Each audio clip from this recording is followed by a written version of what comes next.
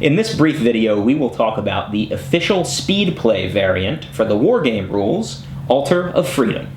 The game is already designed to be a fast-playing, army-level wargame, so why would you need an even faster version?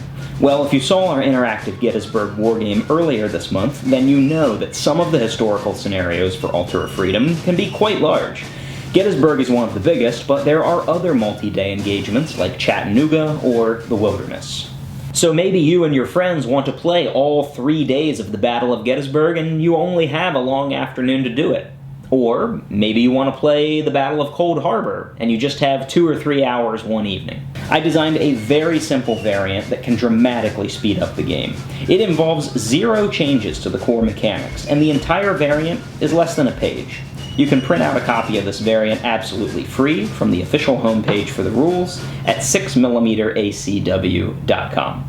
The premise is very simple. One turn in Altar of Freedom typically represents 1 hour of real time. For speed play, at the end of each turn, players roll 1 6-sided die and consult the timetable.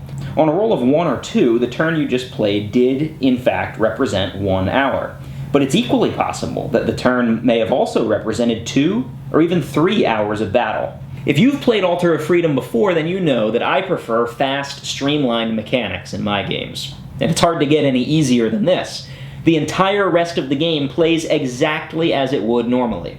Well, almost exactly anyway.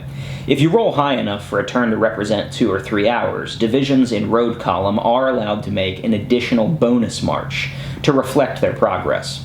This only applies to divisions on the road, again emphasizing the value of keeping a mobile reserve and controlling the road network.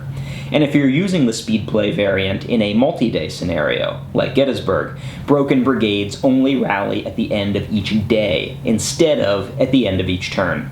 This speeds along the entire game just a little bit more. Well, that's it. Those simple changes allowed us to play the entire massive 3-day scenario with 7 players, half of whom had never played the rules before, and we finished all of it in 1 session. If you haven't watched that wargame yet, I absolutely recommend you do. And if you want to download the official speed play variant to try, it is 100% free at 6mmACW.com.